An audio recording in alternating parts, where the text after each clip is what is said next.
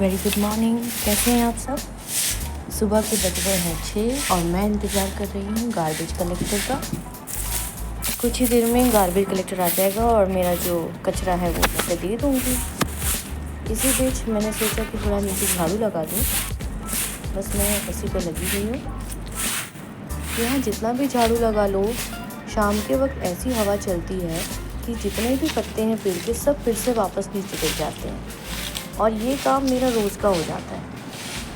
तो रोज़ मैं झाड़ू नहीं लगा पाती, 2-3 दिन में ऐसा दोबारा मैं सुबह आके कर देती हूँ। इससे सफाई भी हो जाती है और फिर से जो पत्ते गिरते हैं तो इकट्ठे आराम से उसको मैं सफाई करके निकालती हूँ। चलिए, यहाँ का काम हो गया, मैं ऊपर जा रही हूँ। सुबह हो चुकी है, दिन का उजाला भी हो गया है। ये बोगनविलिया मेरे ठीक घर के सामने ही है, तो मैंने सोचा इसके पास जाके थोड़ा अच्छे से शूट करके लाती हूँ आप लोगों को। It looks really beautiful.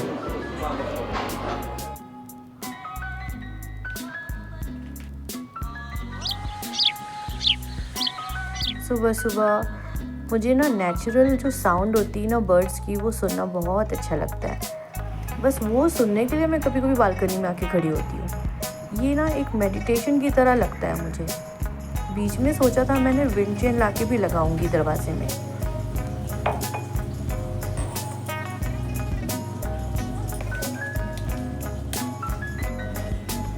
अपना मॉर्निंग ड्रिंक मैं ले लेती हूँ ग्रीन टी के साथ। मेरे मम्मी पापा यहाँ आए हुए हैं, आपको तो पता ही है कि मेरे जो हस्बैंड है वो आउट ऑफ स्टेशन गए हुए हैं और आज मेरे मम्मी पापा के साथ और भाई के साथ 5th डे है यहाँ पे। तो आज हम लोग ग्रेप एम्बेसी घूम के आने के बाद सप्तशृंगी माता के दर्शन करने के लिए जाएंगे। सप्तशृंगी पर्वत यहाँ से नासिक से 2 घंटे की दूरी पे है। रास्ते के लिए हमने कुछ खाना पैक कर लिया और हम लंच जो है वो बाहर ही करेंगे, ऐसा हमने प्लानिंग करके हम निकल पड़े। ये पूरा मंदिर तक जाने के लिए 1 वे का रास्ता है। बीच में ऐसा सुंदर सुंदर नज़ारा देखने के लिए व्यू पॉइंट्स बनाए गए हैं। हम लोग यहीं पे खड़े होकर फ़ोटो सेशन करने लगे। सप्तशृंगी के पर्वत, यहाँ पे 7 पर्वत है, इसलिए इसका नाम सप्तशृंगी पर्वत है। इसके अलावा भी बहुत सारी ऐसी रोचक कहानियाँ और इसकी हिस्ट्री है। कहते हैं इस पर्वत का नाम सप्तशृंगी माता के नाम से है। यहाँ पे सप्तशृंगी माता आके विराजमान हो गई।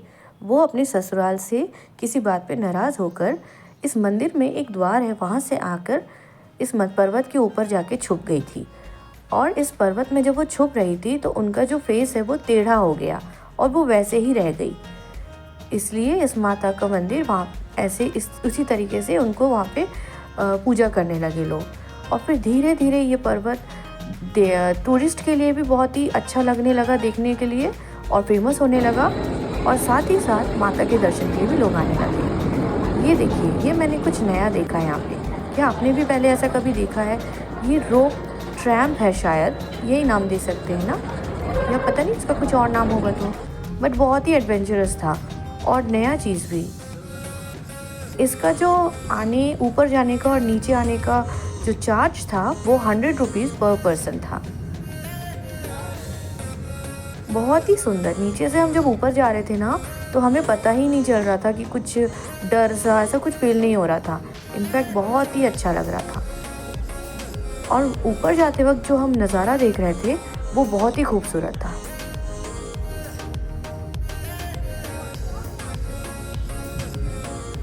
कुछ ही देर में हम ऊपर पहुंच गए। बगल से पैदल आने वालों के लिए भी रास्ता है। पैदल आने के लिए 2-3 घंटे समय लगता है। बहुत लोग श्रद्धालु वैसे भी आते हैं। हमने रोप ट्रैम्प का रास्ता चुना आने के लिए। ऊपर मंदिर पहुंचने के बाद जो हम देखे, ये देखिए लाल मुंह वाले बंदर। मंदिर के प्रांगण में हर जगह लाल मुंह के बंदर अंदर ही अंदर पूरा खेल रहे थे। बच्चे बूढ़े सबके पास वो लोग आ रहे थे और जिनके पास बॉटल्स है ना वो उठा के ले जा रहे थे, बट उतना किसी को भी उन लोग हार्म नहीं कर रहे थे। मंदिर से हमें कोई प्रसाद के लिए पंडित कुछ भी दे रहे थे तो वो लोग चुपचाप अपनी जगह बैठ के खा रहे थे और हम लोग भी ये सब देखकर बहुत दंग रह गए। खैर, माता के बच्चे हैं, माता के भक्त तो हर कोई है, तो ये मंदिर में हर कोई आ सकता है ना। दर्शन होने के बाद हम सब नीचे पर्वत के आ गए और लंच करने के बाद हम घर आ गए।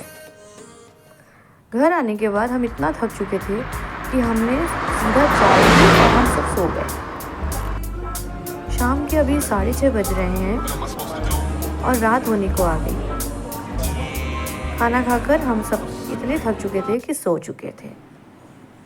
सुबह उठकर मुझे मेरे बेटे को स्कूल छोड़ने जाना था, इसलिए मैं उसे उठा रही हूँ। सबसे टफ टाइम होता है ये बच्चों के लिए, सुबह उठना और स्कूल के लिए तैयार होना। बट मैं उसे जैसे तैसे तैयार करके जल्दी से उसे ब्रेकफास्ट करवा कर स्कूल भेज रही हूँ। आज मैंने उसके टिफ़िन में आलू का पराठा दिया है, रोल बनाकर। मेरे बेटे की एक बात बहुत अच्छी है कि उसे कोई भी ज़्यादा जंक फूड मुझे देना नहीं पड़ता, वो ज़िद भी नहीं करता। उसे मैं रोल या फिर चपाती किसी भी तरीके से रोल बनाकर या आलू का पराठा स्टफिंग करके दे देती हूँ, वो बहुत ही प्यार से खाता है। मेरे मम्मी पापा अगले दिन घर जा रहे थे, तो मैंने उनके लिए लाल मिर्च का अचार डालने का सोचा। और मेरा भाई वो भी बाहर रहता है, तो उसके लिए भी मैंने बना रही हूँ। लाल मिर्ची बहुत जगह पे नहीं मिलती है, नासिक में ये बहुत आसानी से उपलब्ध है, इसलिए मैं ये लेके आई लगभग 2.5 kg के करीब। और मैंने घर में ही जो सामग्री थी और साथ में प्री मिक्स जो अचार का मिलता है मसाला, वो डालकर जल्दी से इसे तैयार कर दिया।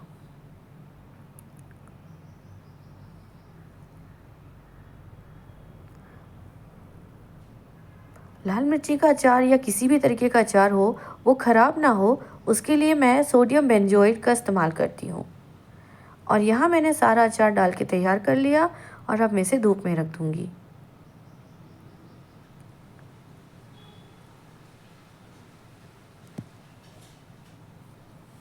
चलिए, अब मैं भी फ्री हो गई और फ्री होने के बाद मैं मेरे पेरेंट्स के साथ एक क्वालिटी टाइम स्पेंड करने के लिए उनके साथ बैठ के बातें करने लगी।